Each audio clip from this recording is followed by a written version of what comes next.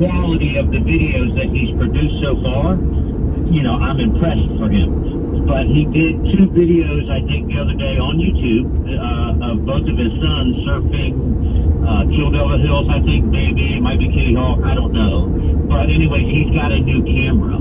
Okay. So anytime the surf looks like it's going to be good, reach out to him and say, hey, man, I don't know if you're going to be able to, you know, break away free, but the surf should be good, some good film material. You know what I mean? Yeah, and right I'll on. send him a message. Where's he living? Send him a message. I want to say Corolla. But, yeah, okay. I could be wrong. I know it's Kurt. He went to Curry Chuck High School, so it's right up in there, Elizabeth City, whatever. So it might be a drive for him. Dude, I'll gladly reach out. Gladly, and I'll have a crew surfing. Yeah, his name is Steve, and so number one, it would give him practice on filming, and then number 2, if he's filming your guys, you know what I mean, and if the videos turn out to be good, they got shit to share for free. You know, absolutely, and you know, real water sports is all about that for sure. Yeah. Okay. All right. Sounds good, my brother. What else is going on? Anything? Not. You got plans for the 4th? I'm working. We got a huge day of surf camp today. Huge day of surf camp and lessons tomorrow. So we're just, man, we're just cruising. Anything to keep them on? The what? Little wave. I said, is there anything to keep them on? A little longboard wave coming in? You know, we've had that consistent trade, 1 to 3 foot, 1 to 2 foot, which has been really working well for the camps. Yeah. And I told them yesterday, we went down to Frisco yesterday, and I was like, hey kids, you know, there's a chance that we see a increase in swell, at least trade swell, for Wednesday and Thursday. So they're all excited. They got hero rides yesterday. It was a really, really wonderful day seeing all the kids stoked, man, because it was pretty amazing. Just what I love it, dude. It's wonderful just seeing the kids smile, man. That's just as good as getting a barrel. Yeah, yesterday was an amazing day. Here, bro. Anyways, all right, bro. I'm just doing my thing. Looks like fucking people in Texas are gonna get fucking hammered, bro. I've got my buddies in Jamaica. I work with Ike Wilmot, and I reached out to him. Right. Man, I'm gonna tell you what, the I believe it's the southeast facing coast, the direct hitting coast of Jamaica, man. It is I'm gonna tell you, I've surfed there a couple times. It's not built for this kind of situation.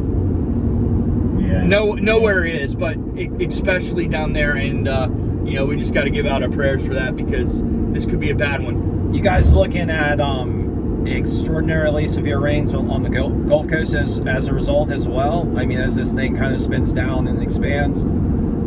Yeah. Wow. Anyways, all right, brother, man. Well, let me get off this thing. Always a pleasure talking with you.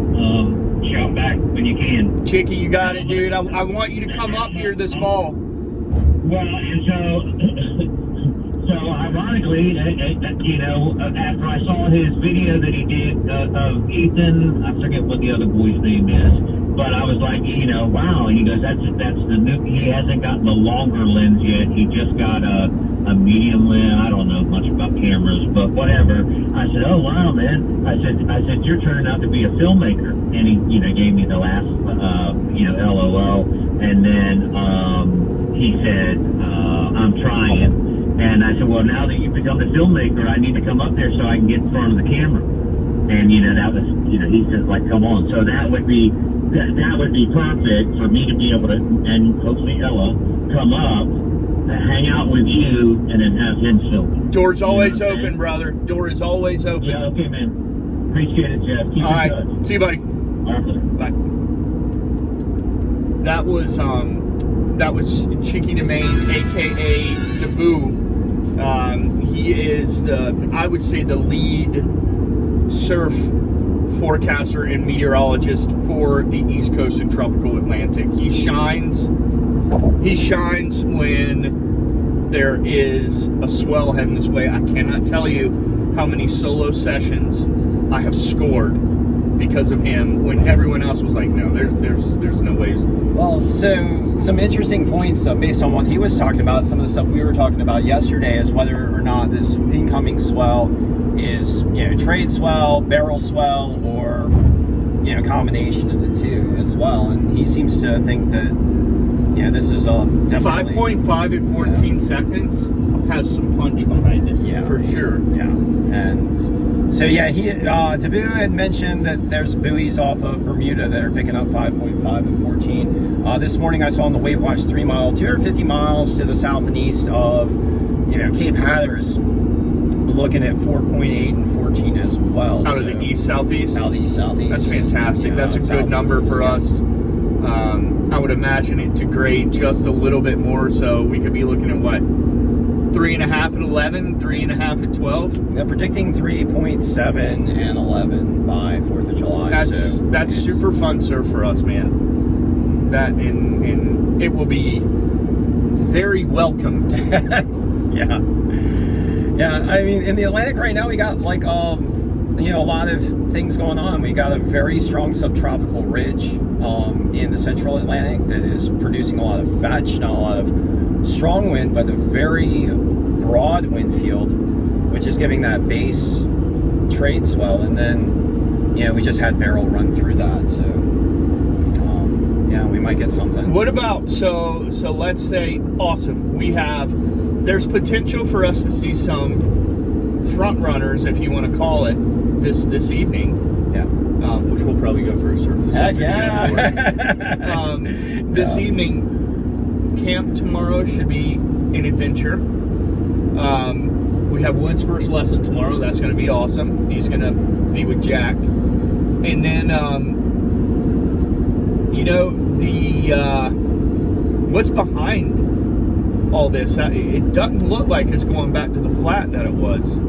So there's some impulses that continue to roll off of Africa. There's a bit of a gap between, I believe it's 96 Lima, which is right behind Beryl, and the regular tropical waves that have been coming off of Africa. And we're looking, strangely, at kind of a modified Cape Verde season in June.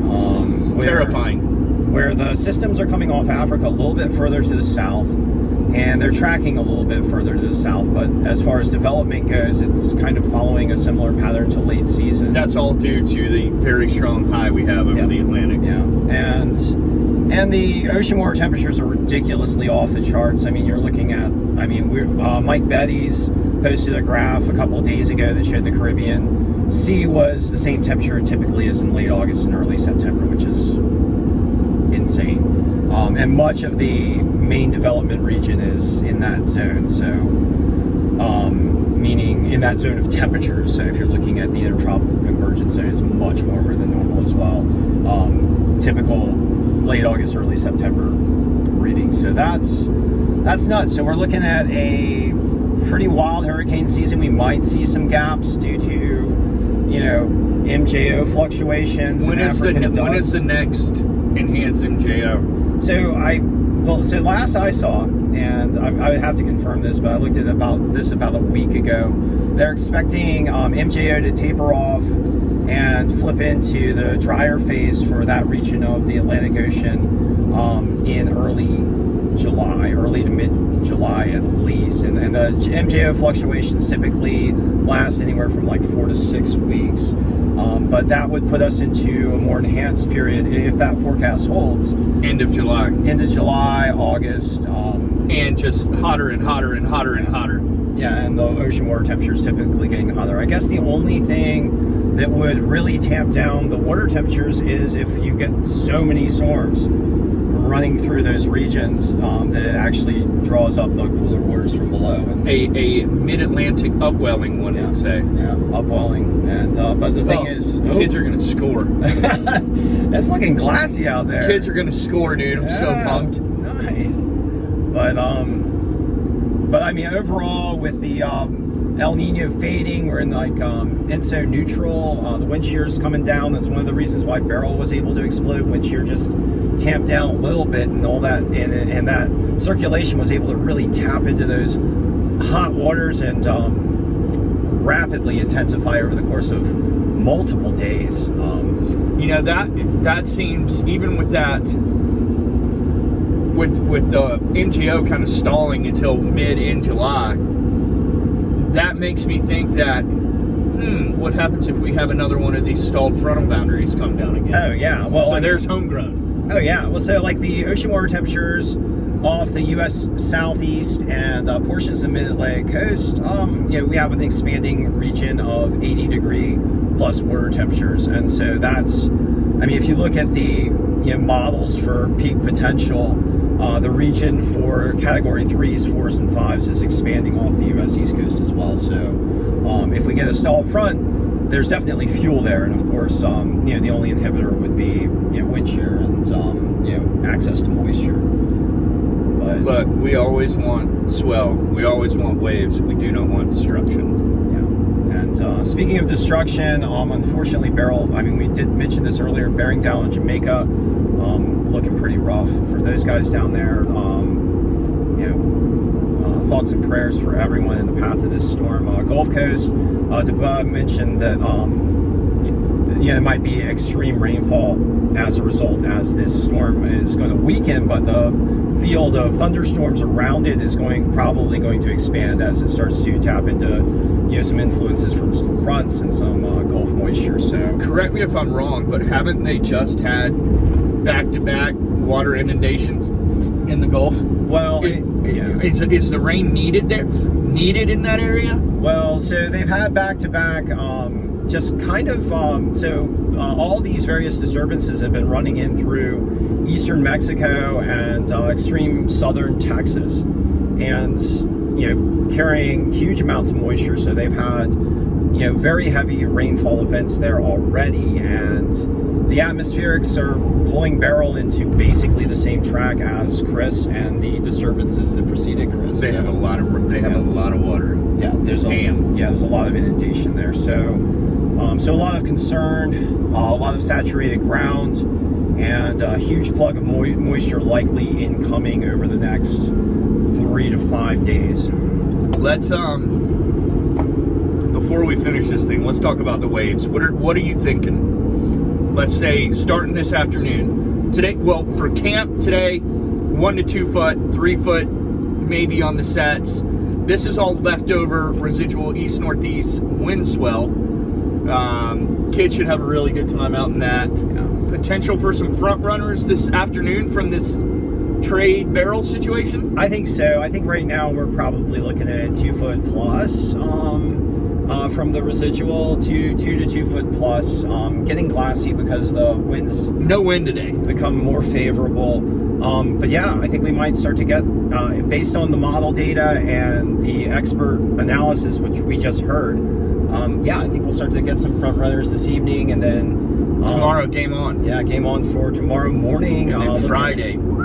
Yeah, I mean, Surfline's calling for 4 to 5 foot. I would be a little bit more conservative than that. I'd say 2 to 3 plus, 3 to 4. 2 to 3 plus, but we might get, some Beryl-able waves if, we just find a good peak and line it up. I have an idea of where we will be going. There we go. Yeah. Cool.